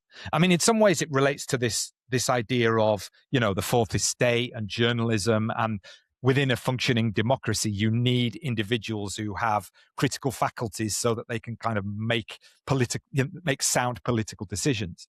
And he aligns criticism with that, and seeing it as absolutely vital within any kind of society, right? So he defines criticism as, I mean, the phrase can sound grand, but he talks about the definition of criticism as an effort to see the object as in itself, as it really is. And also, he also talks about, again, this disinterested endeavor to learn and propagate the best that is known and thought within the world. Now, obviously, these are really grand phrases, even elitist, you could say, to contemporary ears. And there's no point pretending otherwise, really, about that. But the underlying claim kind of remains interesting and useful, I think. Criticism matters because it creates a current of ideas. What we would probably, the word we probably use today is discourse, right? But obviously that's lamented a lot. And I want to talk about the definition of discourse perhaps in forthcoming weeks, right? So what he argues is that criticism clarifies and tests and circulates thought. And in a sense, it's not just about art criticism or film criticism. The idea of having any kind of debate between two people, between individuals, between groups, is that we're testing out each ideas and we criticize each other's utterances, each other's thoughts, each other's principles and ideas. So for Arnold, the creative work does not appear from genius alone, right? It depends on a wider intellectual climate. So the intellectual atmosphere around and through which a culture develops is important to thinking about the validity of that criticism, right? So he talks about this idea of criticism. He says, and this is one of his famous phrases, the power of the man, also the power of the moment. And again, remember, we're talking about the 19th century here. And, man is the stand-in, of course, for everyone at this point. Well, to a certain degree. I don't want to go down that rabbit hole. But in other words, what he's saying here, artists need a culture rich enough for ideas to nourish their work and for ideas to flourish. Criticism helps prepare that culture by making ideas available, contestable, and alive. So he's really getting into this sort of sense that it shapes our sensibility of being able to understand how a particular form is grounded within that era. So criticism prepares the culture by making ideas available, contestable, and alive, as I said. So if we think about that in terms of film criticism, we might think of it in terms of the shaping of the ways in which films are seen, valued, remembered, canonized, challenged, or discovered. So all of the people who are related to film, whether it's critics, programmers, essayists, podcasters, academics, we all participate in this wider circulation of ideas. But Arnold is also useful because he is problematic. So in his language of the best that is known of thought, that's what he's sort of talking about again. He raises immediate contemporary questions. Again, who decides what the best is? What culture gets circulated? What forms of taste become institutional authority? And again, a critique of this, again, is this idea of this is coming out of a particular kind of class and elitist position, and particularly a kind of, Western modernity in that sense. So you have to ask, how does one defend critical seriousness without simply reinstalling hierarchy, exclusion, or cultural gatekeeping?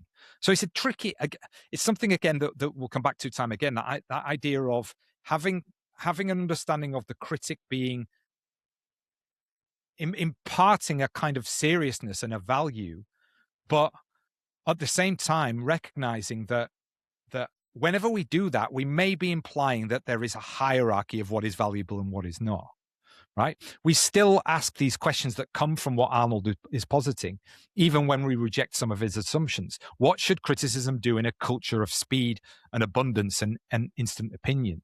So think about the battle over forums of space, for example. I mean, we still have these battles about the sort of the moments and the intellectual atmosphere around which culture develops. And it's absolutely vital that we do have those battles. So two that I can think of off the top of my head are the interactions within certain forums of space and how can they get compromised. So one example would be, at the Berlin Film Festival this year and last year for that matter, that idea of the politics of film. Are films political? How do we talk about films?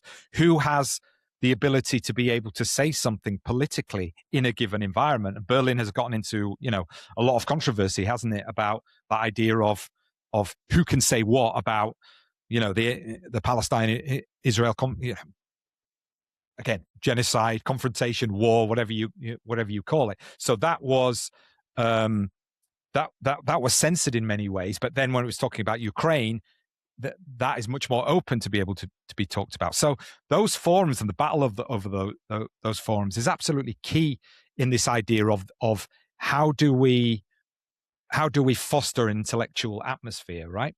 And then think about another example of this might be the battle over Letterboxd or Letterboxd, I should say, the sort of argument about its ownership and the drive to try and make it owned by the people who use it. And obviously, many of you will have seen that recently. And I think what that's really about, though, is preserving a certain kind of environment.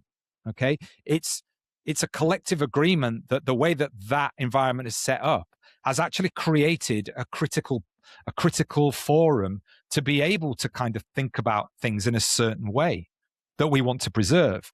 And the possibility that it will be taken over by a corporation is obviously people are worried that it is going to be then forced into a kind of market-driven, commoditization kind of environment, which will undermine its why why it works so well and why people love to use it. So again, a couple of examples I think that relate to that.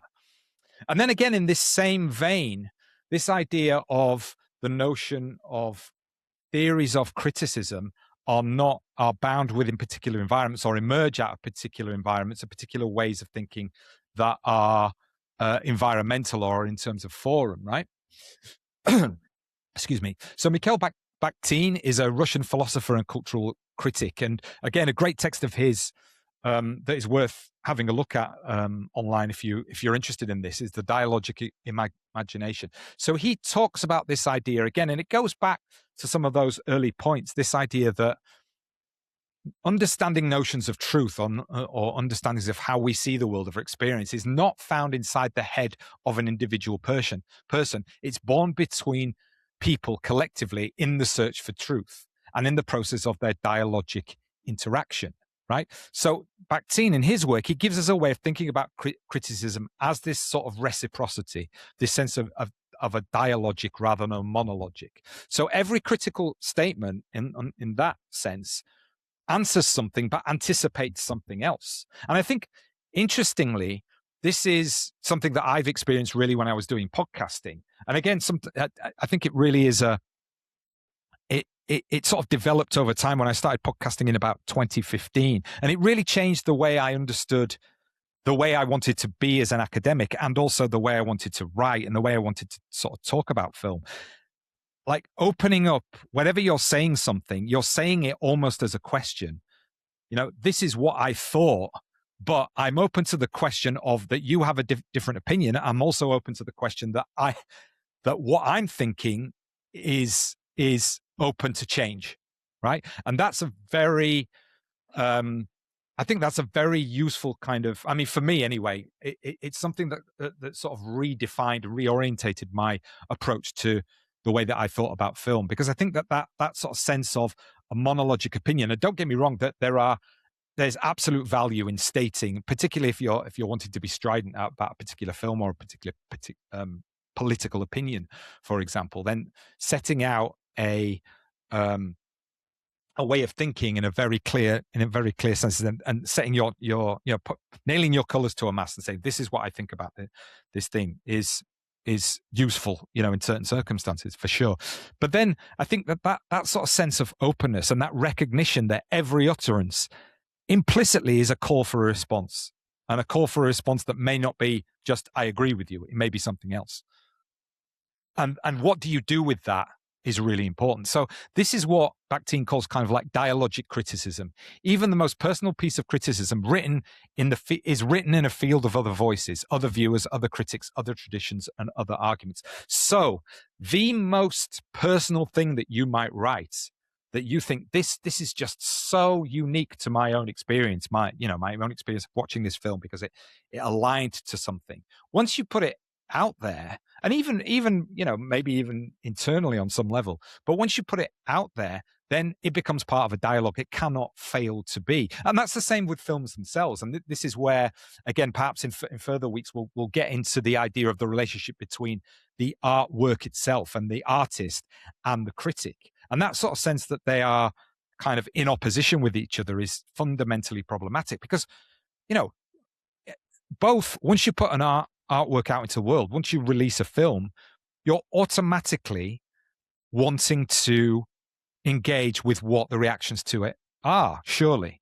I mean, what's interesting, in terms of the recent years in teaching, one of the strange phenomena that I've encountered is students who, you'll try and supervise a student and they will just want to make the film that they want to make, and they almost don't want to show it to anyone. They just want to have made that film somehow just for themselves. And it's almost as if they want to see that in isolation from the audience. And in some ways, for me, it's kind of like, why are you bothering to make a film? It makes no sense, right?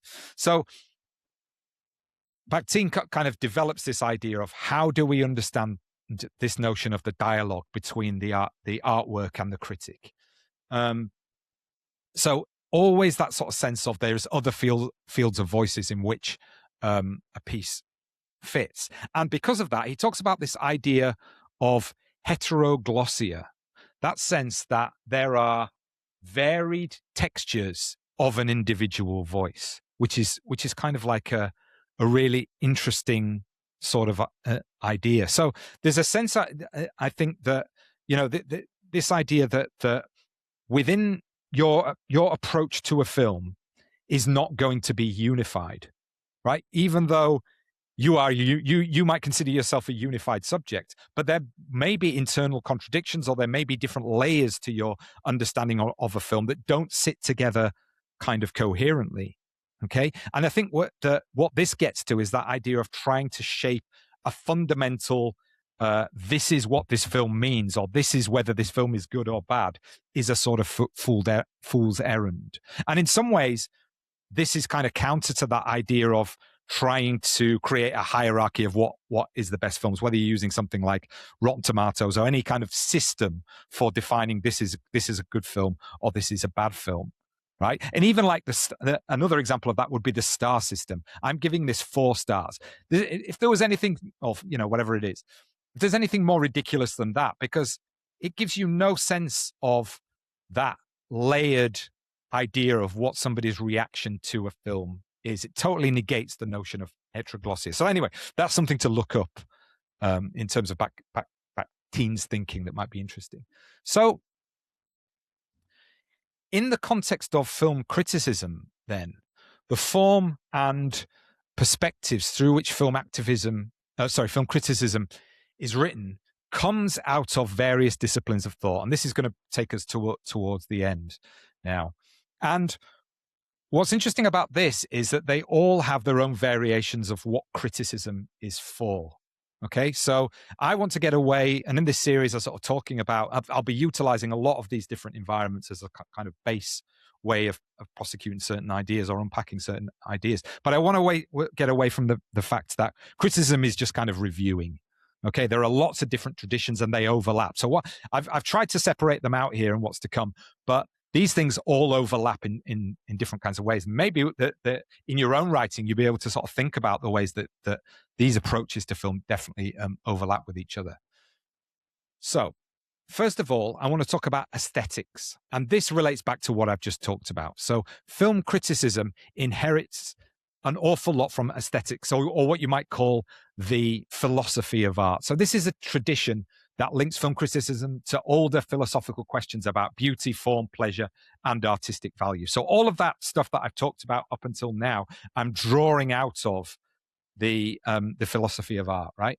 So questions of taste, judgment, realism, and aesthetic achievement become central within this tradition. So in cinema, this often becomes a question of medium specificity.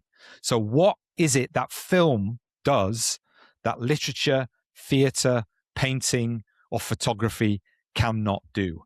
So the early sort of film critics or film analysts, and again, we'll come on to this next week a little bit, we're always trying to forge this idea of film is not just an evolution of theatre or an evolution of literature, although there are still aspects of that which still influence film criticism, I think. So, for example, Bazin's work on realism treats cinema in relation to the real of one of its defining aesthetic problems.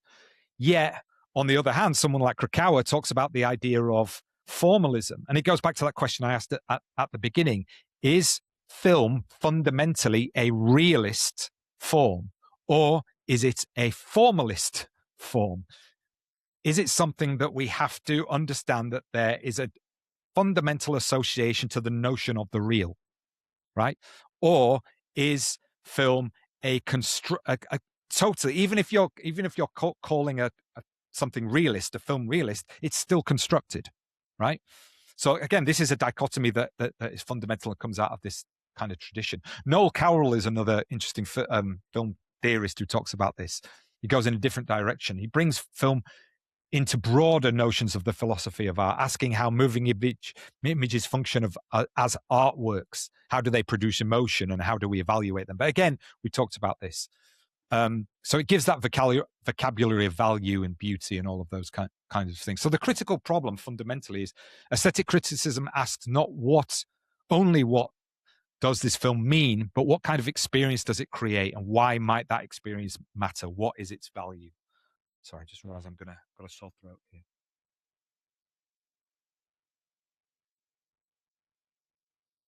So next,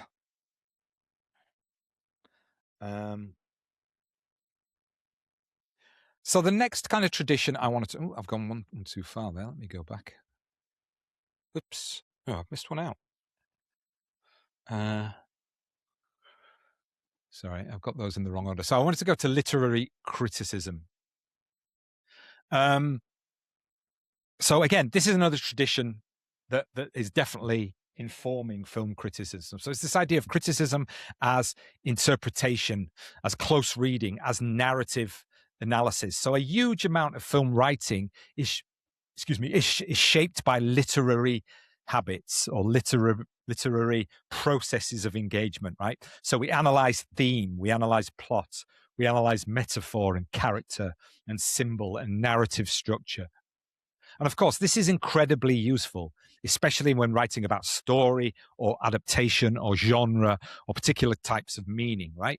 So it borrows from these particular methods of understanding, but it also produces a kind of danger or something that we can fall into. And I see this, you can see this in a lot of film criticism, where it becomes too literary or too wedded to the literary form, too concerned with what the film says and not attentive enough to how it says it cinematically, right? So you see this again in a lot of kind of early film criticism, or in student work. Definitely, I think you see this a lot, when it's just a kind of account of what the film is actually meaning in a narrative sense. Matt Zoller-Zeiss, the film critic, wrote a great piece about that. In fact, I haven't got it up here, but I'll try and link to it. The idea where there was a call to film critics to write about form more, because it was sort of being lost, the idea of what is visually happening or what is audio visually happening within this film, or what this film is saying audio visually, rather than just what happens, as it were, right? I'll come back to this next week, but David Bordwell was useful here in terms of his book, Making Meaning. So he analyzes the routines through which critics produce interpretations. And next week, I'm going to look at that in a more kind of structural sense. The way that he shows interpretation is not simply a natural act of reading. It's shaped by institutions, by habits and expectations, and certain forms of rhetorical strategies. So literary criticism gives some of the richest tools for film criticism. We need it, but it's also, there are traps there, I think, that people can fall into. So it teaches writers how to interpret, but it can also encourage them to treat films too much like illustrated novels in some way. Okay, next one is journalistic criticism. And obviously you guys will be familiar with this. So it's the idea that criticism is a sort of reviewing or public guidance, or, it expands out to a sort of cultural mediation about what films represent in a particular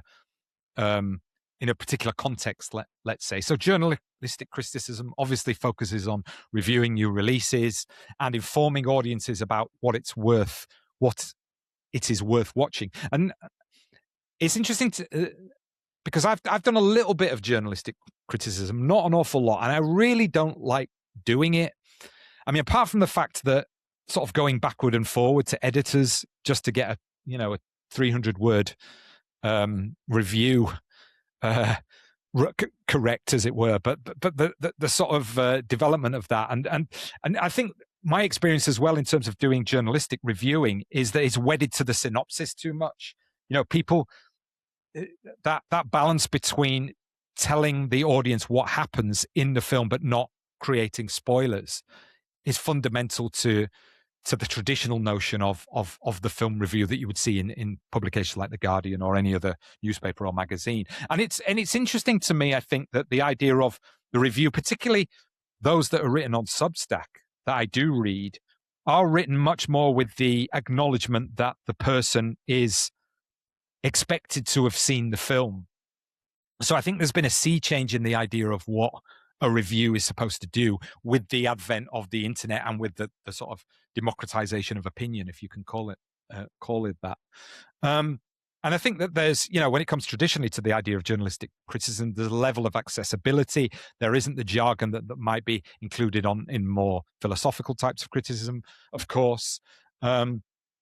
But connecting films to other films, contemporary culture, and public conversation, I think, is something that reviewers will do. And again, one thing about journalistic criticism is that it can adopt some of the language of philosophy of art or some of the language of film studies, which I'll come to in a second.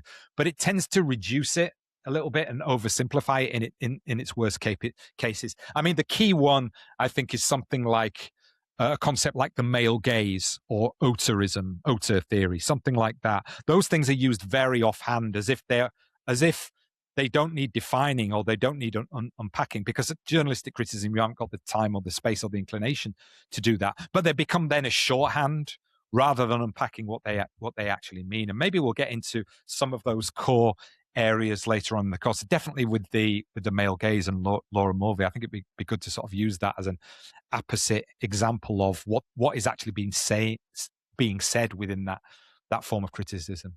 So journalistic criticism arguably must balance depth with immediacy, the need to evaluate films quickly, clearly, and persuasively for readers deciding what to watch. And again, I think that's much more of a traditional type of definition. And I think, again, journalistic criticism, one thing I haven't said there, and again, I'm probably just coming to my head now, is the idea that it is that criticism may be related to the critic. So there are readers or there are writers who are formed a particular following because they write in a certain way, and their judgment is trusted. So if that person likes the film, or if this critic likes the film, then let's go see it. It must be good. Although, again, reading Mark Kermode's book, he's at pains to say that critics have absolutely no impact whatsoever on whether a film is successful or not. So again, that's something that was worth thinking about.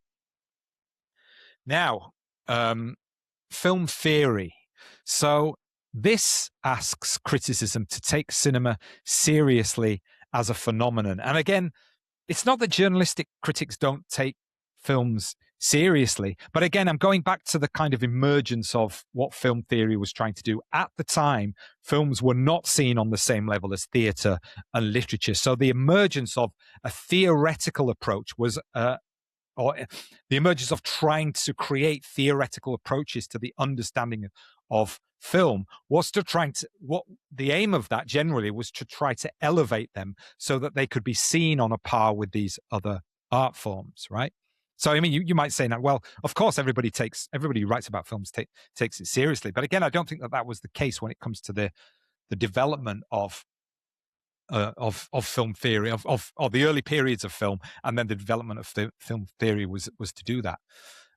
So film theory asks it can ask a lot of different questions, but not only what the film means, but how is the form of film producing that meaning, the feeling, the belief, the identification. What are the implications of that for cinema as a whole? So film studies is a tradition that film must be analyzed on its own terms. And again, don't get me wrong, there is a overlap, say, for example, with adaptation studies. And again, one of the key kind of arguments within adaptation studies is that idea of whether a film should have fidelity to the book, or whether the book is an essence that the film should interpret in its own ways. And, God, that's been going on in theatre studies forever, right? But film studies is not only interested in narrative or in theme or in representation, it's interested in the ways that the framing, the cutting, the lighting, the dynamics, the mechanics of the film itself, what they do to impart those forms of meanings or create those sort of themes. I mean, the core question, going right back to it, for film studies and film theory is, what is cinema? Literally, what is it? And then you've got some examples there that of key film studies books that have been influential to me particularly. I mean, Bordwell and Thompson's Film Art was the first book we were told to buy when I was at film school. And it's important because it gives critics a kind of systematic vocabulary for analyzing forms. If you're thinking to yourself, I'm struggling in terms of the language of cinema and how to articulate that, then film art is a great place to go. Then Alexandra Astruc was a theorist who was kind of formative in the idea that the filmmaker, singular, is using the camera as a kind of pen to write meanings. So this idea of the camera stilo or the camera pen is something that he came up with. And that was an antecedent to the idea of auteur theory, which of course is, one of the clear avenues of thinking when it comes to film studies. And then the address of the eye. I mean, people have heard that I've mentioned this before. This is kind of like the phenomenological approach to film experience. So that kind of theory, those kinds of approaches to films, they acknowledge that we're embodied subjects. So we can't separate ourselves from our embodied experiences as viewers, whereas cognitive film studies would sort of imply the idea that the film sort of enters into our brains unmediated in a way, whereas the address of the eye sort of argues that we have to account for our bodies in the circuit of space and screen, which is really interesting, and it's difficult stuff. And then Deleuze. I mean, only attempt Deleuze if you're really kind of if you need it for your PhD, I guess. It's really interesting stuff, but it is dense. And I think that the sort of the time image and the movement image are the two most important texts. And it talks about he uses very intense and in-depth philosophical ideas around the relationship between how we understand films as visuals and how we understand films as time. And again, I'll probably unpack some of that a little bit later on in the course. So here's some key questions that you would see would be fundamental to understanding what film studies and film theory is actually asking. And what's interesting is there is always this sort of, I think, dichotomy or even tension or even adversarialism perhaps between film theory and film criticism. They're not necessarily the same thing. And you could argue some might argue that film theory is an attempt to sort of discipline criticism into general principles, to set out and organize conceptual frameworks that then offer an objective understanding of film phenomena. So again, it goes back to the idea of, do you bring a particular kind of criteria before you go into a film? So if you say to yourself, I'm going to use semiotics, or I'm going to go into this film by Christopher Nolan, for example, and I'm going to read it in relation to his other films. So that's an auteurist approach. So you're going in with a particular kind of framework to evaluate this film, right? Whereas if you go back again to some of those early ideas about disinterestedness and about approaching the film on his own terms, or indeed, if you look at a critic like Robin Wood, who talks about this idea, he's very scathing. Robin Wood he wrote a lot of books on Hitchcock, and he's very scathing of the idea of theory as it's known academically. He talks about this idea in this intro. I was reading this introduction to another book that he wrote on Andrew Britton, who was a really famous British film critic. And he says, the law of theory to the academic mind is obvious. The truth of a theory is alleged to be demonstrable or demonstratable, at least until the next one comes along, he says, with a little bit of snark there. Whereas a value judgment, whether it can be argued, cannot be proven. But he sees that the idea that you can't prove a value judgment means that the critic has a lot more freedom if they are imparting that value judgment. But again, you've got to look at, here is somebody who is writing within the 60s and 70s from within a particular kind of framework where his value judgments are taken as having value, right?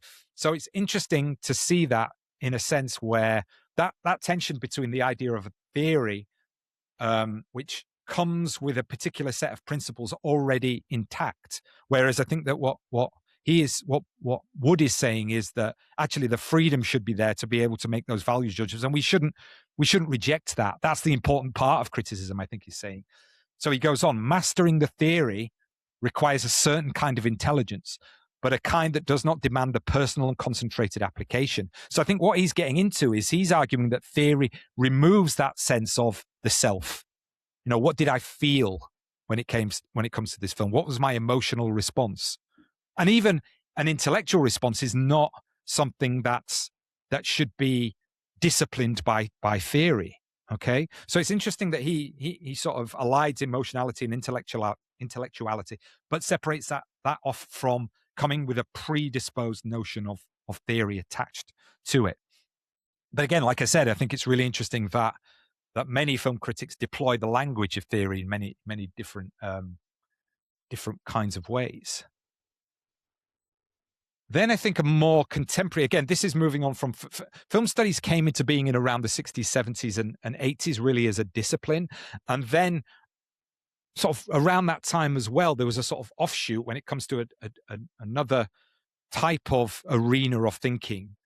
And that's the sociology and cultural studies, but there is a big overlap there. So, but there was a turn, I think, which started in the 70s and 80s, which has come to the point now in 2026 where this has become the most predominant type of film criticism that we see. That is the type of film criticism that is inflected by cultural studies. So this is where criticism becomes more explicitly political, sociological, and ideological. And a thinker like Stuart Hall is essential here because he helps us think about media text not as simple messages delivered to passive audiences, but as encoded and decoded within social context. So it's almost as if what he's saying is that films, embedded in them, are the ways that we understand how the world is or how the world should be according to the way that the filmmaker was socialized or is socialized. So meaning is produced, circulated, and negotiated, as he says in his famous text, Encoding and Decoding. If anybody hasn't seen the Stuart Hall project, I think it's really interesting to have a look at that. If you want to have an understanding of where the basis of the type of criticism that we see today is kind of formulated. Another book I'd recommend is that one up there, Camera Politica, Politics and Ideology of Hollywood Film. So that was the book that really introduced me to the idea of deconstructing what Hollywood film does in the terms of creating its politics. Okay, and I'm going to look at some examples of that in the next couple of weeks, for sure. And obviously you would say that Laura Mulvey's visual pleasure and narrative cinema, even though it's a psychoanalytic reading, it's very definitely a feminist reading aiming to unpack the types of representations that orientate the viewer, the male viewer, or imply that there is a certain male viewer who is looking in a certain way at this image, and how Hollywood movies are structured around that implied look. But again, there's more on that to come. So yeah, cultural studies ask questions like, what social value does a film reproduce or challenge? How are race, gender, class, sexuality, and nation represented? How do audiences interpret films differently? How does cinema participate in our ideology, identity, and power? And what cultural struggles are being staged through popular forms? These are some of the kinds of questions that cultural studies is asking. So this tradition insists that films are not just aesthetic objects, they are social texts. They are shaped by history, institutions, representations, and receptions. What time are we at now? Well, this is going to time out quite well, actually, because I'm coming on to my final slide now, the final couple of slides. So I didn't want to leave without, I mean, this is going to be the focus of the final lecture in the series, lecture 6, when we're talking about cinephilia and serious fandom. And this, I think, is something that has emerged and is emerging through the internet, a newer strand of criticism that comes from passionate viewing cultures that's amplified in the era of digital culture. So it's increasingly important now, and probably more important, because criticism no longer belongs only to newspapers, journals, universities, or professional reviewers.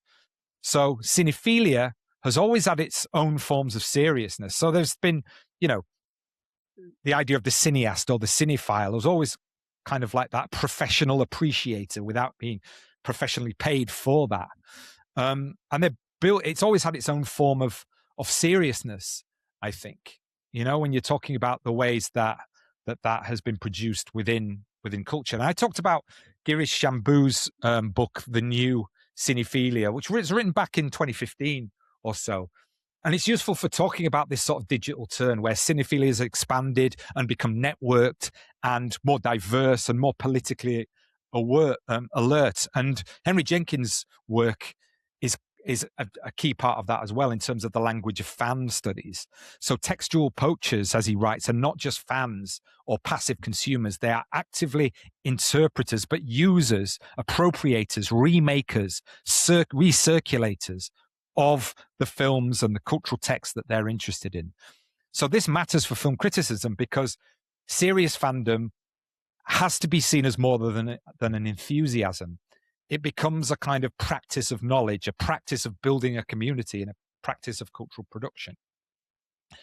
The risk, of course, which I always sort of think about, is of tribalism, of defensiveness, of identity performances. And that is an issue, I think, of cultural studies-based cinephilia that informs this kind of work as a whole. And it really goes back to that idea of, back to the beginning of what I was talking about in the lecture, of that we assume that when we like something, that articulating that likeness there should be reciprocity of that. And this is why we get so offended or so enraged if we like something passionately. We love it to death, and then somebody comes and says, well, that's a piece of shit.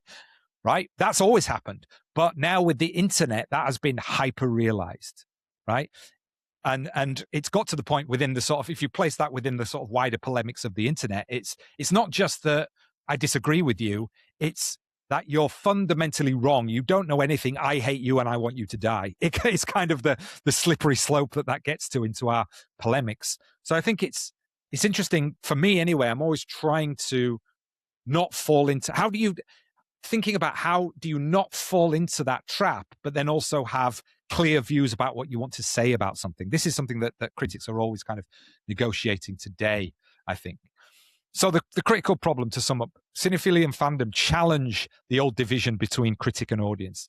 They ask whether love, obsession, and community can become serious forms of knowledge. And again, that's rubbing up against the more traditional understandings of what criticism has been and for some still should be. I'll leave you with this then. So this comes from Jonathan Rosenbaum, who has just joined Twitter quite recently and shot straight to the top of Rising. So he's a very famous film critic now in his 80s, I think. Sorry, it's been a lot. It's obviously 2 hours is a long time. And he says here, I've given two quotes here. Some movies go to films to escape from life, while the others go to experience life more fully and or to understand it better, or at least differently. Yet what's bad for escapists may be good for everyone else, and vice versa. So this is interesting. He's trying to unpack or take apart that idea or critique that idea of good and bad. So the escapist approach to film is just as valid as somebody who goes there and wants their life changed. Now you might think about, and you could write critically about both those experiences. And is any one more valid, more valuable, and the reason for criticism one more than the other, right? Is an interesting question to go away with. Personally, he says, I define a film critic as someone who joins a public discussion already in progress that will continue after the critic leaves. So this goes back to the notion of environments. And it's interesting to think about that in the context of Substack, what Substack provides as an environment. It's something maybe we can sort of come back to and talk about. Critics should have neither the first word nor the last word, but should intervene in some positive way, expanding the options. So I think it was a nice, when I saw that, was a nice way to sort of encapsulate what I was talking about here. And then finally, some questions or thoughts that you might want to leave with in terms of reflecting on what I've said today. I'll leave you to read those. And obviously when I post this, what I'll do is I'll post the video, but also I'll post the PowerPoint in and of itself. And then this is what we're going to do next week. Obviously, I thank you very much for being a paid subscriber and coming to this first session. I hope you've got something out of it. I hope you've enjoyed it. I see we've got 28 now in the chat, which is absolutely fantastic. And that's what we're going to have a look at next week. And I'm going to focus more on specific types of criticism and try and unpack the structure of them a little bit more. Just having a look on the chat here. If anybody wants to ask me anything directly, then please do. That would be absolutely great. Let me move this across. Sorry, I know I'm looking sideways now. Just going back up. We've just seen some of the things that have been said. Without criticism, life has no meaning. It's what Arnold is trying to say, I believe. Yeah, Flip, that's a good point. Without criticism, we have no awareness of life's meaning. Yeah, it's so interesting, isn't it? And I mean, if you think about it, art and films, they're a form of criticism themselves. You know, that's where I think that dichotomy kind of breaks down, and something we'll probably come back to, that sort of sense of, yes, I am putting this thing out into the world because I want to comment on all of the other things that are in relation to it. All the other, when I make a film, it's saying something. It's within the language and within the environment of film existing. We all know what films are, right? So it's making a point. Every film is making a point about films, and a good piece of criticism, I think, maybe, you know, implicitly is not only saying something about the film that it's interrogating, the film that it's analyzing or criticizing.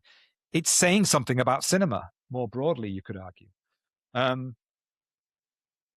Flip says, I think I've developed various sets of standards depending on the type of film I'm going to view or its genre, maker, and age, and they kick in as soon as I know what the film I'm in for. I think that's a good point. I mean, one of the things that I've tried to do over the years is see the film for what it's trying to be or what its intentions are, right? If it's a throwaway action blockbuster, then does it do that well?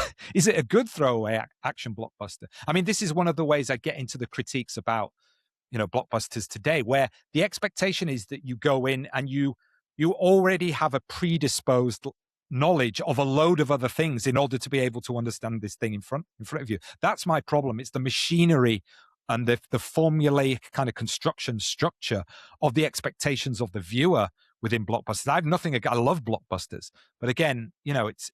I think it's got to work on its own terms. Every film is a social document of its making, its epoch, and its environment. Yeah, I think that's definitely true. And again, that speaks to the kind of cultural studies approach. You can approach a film to be able to say, you know, I am situating this film within a particular kind of environment, within a social circumstance. I think one of the questions maybe is that overtaking? Is that question overtaking the question of how the film works in a formal sense? Are people even sort of ignoring the idea of audio visually and in terms of the mechanics of form, and just sort of commenting on this is saying this, and it's situated in these particular ways, right? Yeah, and sort of Flip is talking there about mood and expectations. But that's come to the end of the chat. Thanks so much for everybody engaging. If anybody's got any final questions, then let me know. I'm just going to take that off there. Yeah, I mean, I guess if anybody wants to come next time into the actual in my system here, it means that you'll be able to ask questions sort of directly, and that would be really fun, and it will be good for me as well because I've got somebody to kind of work off then. It's much more difficult when I'm just sort of spouting and you know, speaking to camera with nobody there. But like I say, I hope everybody enjoyed that. Thank you very much for your continued support of my Substack. I really do appreciate that. And yeah, I look forward to seeing you again on the next lecture, which is next Wednesday. I'll hopefully have the video and all the details of this one out by tomorrow, and then there'll be some resources for the next one coming out, hopefully by the end of the week. But thanks very much. I really appreciate it. And yeah, hopefully see you next week.